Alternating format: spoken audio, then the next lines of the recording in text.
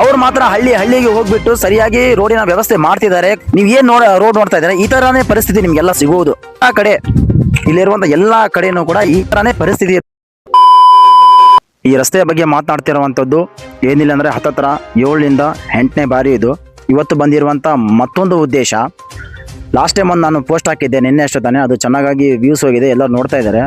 ಅದರಲ್ಲಿ ಒಂದು 4ರಿಂದ 5 ಜನ ಒಂದು ಕಮೆಂಟ್ ಮಾಡಿದ್ದಾರೆ. ಅದು ಏನಂತ ಹೇಳಿದ್ರೆ, ಜನಗಳು ನೀವು ಎಲ್ಲ ಸಾರಾಯಿಗೆ ಓಟ್ ಹಾಕುವ ಬದಲು ಸಾರಾಯಿಗೆ ಓಟ್ ಹಾಕ್ತಾ ಇದ್ದೀರಾ, 500 ರೂಪಾಯಿ ಕೊಟ್ಟು ಓಟ್ ಹಾಕ್ತಾ ಇದ್ದೀರಾ, ಅದಕ್ಕೋಸ್ಕರ ನೀವು ಬೇರೆಯವ್ರ ಹತ್ರ ಅಲ್ಲಿರುವಂಥ ಶಾಸಕರ ಹತ್ರ ಹೋಗ್ಬಿಟ್ಟು ನೀವು ಅಭಿವೃದ್ಧಿಯ ಬಗ್ಗೆ ಮಾತನಾಡೋಕ್ಕೆ ಆಗ್ತಾ ಇಲ್ಲ ಅಂತ ಅವರು ವಿಚಾರ ಅಂತ ಅವರು ಕೆಲವೊಬ್ಬರು ಹೇಳ್ತಿದ್ದಾರೆ ಕಾಮೆಂಟ್ ಬಾಕ್ಸಲ್ಲಿ.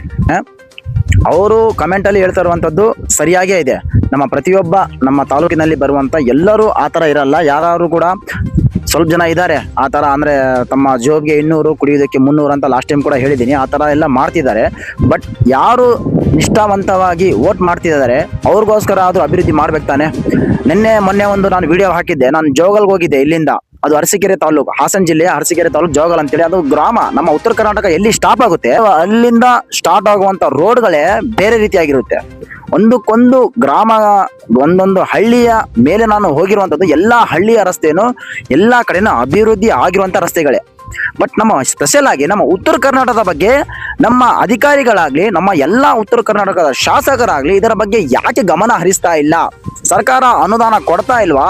ಅನುದಾನ ಕೊಟ್ಟರು ಕೂಡ ನಮ್ಮ ಶಾಸಕರು, ಉತ್ತರ ಕರ್ನಾಟಕದ ಎಲ್ಲಾ ಶಾಸಕರು ಸರಿಯಾಗಿ ಸದ್ಬಳಕೆ ಮಾಡ್ತಾ ಇಲ್ವಾ? ಅವ್ರು ಮಾತ್ರ ಹಳ್ಳಿಗೆ ಹೋಗ್ಬಿಟ್ಟು ಸರಿಯಾಗಿ ರೋಡಿನ ವ್ಯವಸ್ಥೆ ಮಾಡ್ತಿದ್ದಾರೆ, ಕುಡಿಯೋ ನೀರಿನ ವ್ಯವಸ್ಥೆ ಬಗ್ಗೆ ಮಾತಾಡ್ತಾ ಇದ್ದಾರೆ, ಸರಿಯಾಗಿ ವ್ಯವಸ್ಥೆ ಕೂಡ ಮಾಡ್ತಿದ್ದಾರೆ. ಬಟ್ ನಮ್ಮ ಉತ್ತರ ಕರ್ನಾಟಕದ ಯಾವುದೇ ಹಳ್ಳಿಗೆ ಹೋಗ್ಲಿ, ನೀವು ಏನ್ ರೋಡ್ ನೋಡ್ತಾ ಇದ್ದಾರೆ, ಈ ತರಾನೇ ಪರಿಸ್ಥಿತಿ ನಿಮ್ಗೆಲ್ಲ ಸಿಗುವುದು. ಈ ತರಾನೇ ಇದೆಲ್ಲ ಉತ್ತರ ಕರ್ನಾಟಕದ ಪರಿಸ್ಥಿತಿ. ಇದು ಈ ಕಡೆ ಮಾತ್ರ ಅಲ್ಲ, ಈ ಕಡೆ ನೋಡಿ ಎಲ್ಲಾ ಕಡೆ, ಇಲ್ಲಿರುವಂತ ಎಲ್ಲಾ ಕಡೆನೂ ಕೂಡ ಈ ತರಾನೇ ಪರಿಸ್ಥಿತಿ ಇರುವಂತದ್ದು. ಯಾಕೆ ಈ ಪರಿಸ್ಥಿತಿ ಬಂದಿರೋದಂತಂದು ಯಾಕೆ ಅಂದ್ರೆ, ನಾವು ಓಟ್ ಹಾಕಿರುವಂತದ್ದು ಜನಪ್ರತಿನಿಧಿಗಳಿಗೆ ಅಭಿವೃದ್ಧಿ ಕೆಲಸ ಮಾಡ್ಲಿ ಅಂತ ಹೇಳಿ. ಸೊ ಅವರು ಇದರ ಬಗ್ಗೆ ಗಮನನೇ ಹರಿಸ್ತಾ ಇಲ್ಲ. ಅದು ಯಾಕೆ ಏನು ಅಂತ ಇದುವರೆಗಾದ್ರೂ ಗೊತ್ತಾಗ್ತಾ ಇಲ್ಲ. ಪ್ರತಿಯೊಬ್ಬರು ಇದರ ಬಗ್ಗೆ ಧ್ವನಿ ಎತ್ತಬೇಕು. ಯಾಕಂದ್ರೆ ಈ ಬಗ್ಗೆ ಧ್ವನಿ ಎತ್ತಾರೆ ಅವರು ಮಾತ್ರ ಈ ರೋಡಿನ ಮೇಲೆ ತಿರುಗಾಡೋದಿಲ್ಲ, ಎಲ್ಲರೂ ಓಡಾಡ್ತಾರೆ.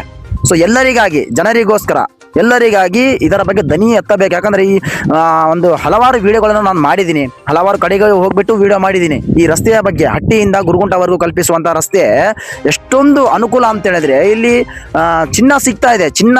ಚಿನ್ನವನ್ನು ಉತ್ಪಾದನೆ ಮಾಡುವಂತ ನಮ್ಮ ಕಾರ್ಮಿಕರು ಸಿಕ್ಕಾಪಟ್ಟೆ ಕೆಲಸ ಮಾಡ್ತಾರೆ. ಬಟ್ ಅವರೆಲ್ಲ ಇದೇ ರಸ್ತೆ ಮೇಲೆ ಓಡಾಡಬೇಕು. ಈ ರಸ್ತೆ ಏನಿದೆ ಇದೇ ರಸ್ತೆ ಮೇಲೆ ಅವರೆಲ್ಲ ಓಡಾಡೋದು. ನೋಡಿ ಇಲ್ಲಿ ನೋಡಿ, ನಿಮ್ಗೆ ಮತ್ತೊಂದ್ಸಲ ತೋರಿಸ್ತೀನಿ. ಕಾರ್ ನೋಡಿ ಯಾವ ಕಡೆ ಬರ್ತಾ ಇದೆ, ರೋಡ್ ಇರುವಂತದ್ದು ಯಾವ ಕಡೆ, ಕಾರ್ ಬರ್ತಾ ಇರುವಂತದ್ದು ಯಾವ ಕಡೆ, ತಾವು ಸ್ವಲ್ಪ ಗಮನ ಹರಿಸಿ ನೋಡಿ ಯಾವ ತರ ಬರ್ತಾ ಇದೆ ಅಂತೇಳಿ.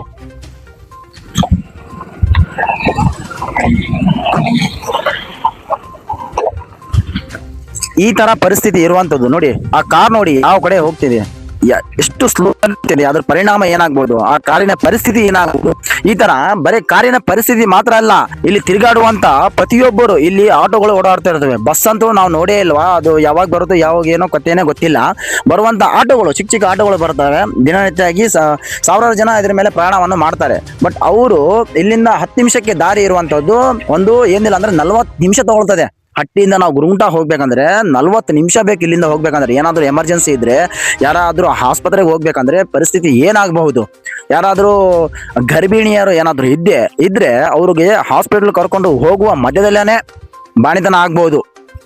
ಆ ತರ ಪರಿಸ್ಥಿತಿ ಸದ್ಯಕ್ಕೆ ಇರುವಂತದ್ದು. ಈ ರಸ್ತೆಯ ಬಗ್ಗೆ ನಾನು ಹಲವಾರು ಬಗ್ಗೆ ಮಾತಾಡಿದ್ದೀನಿ.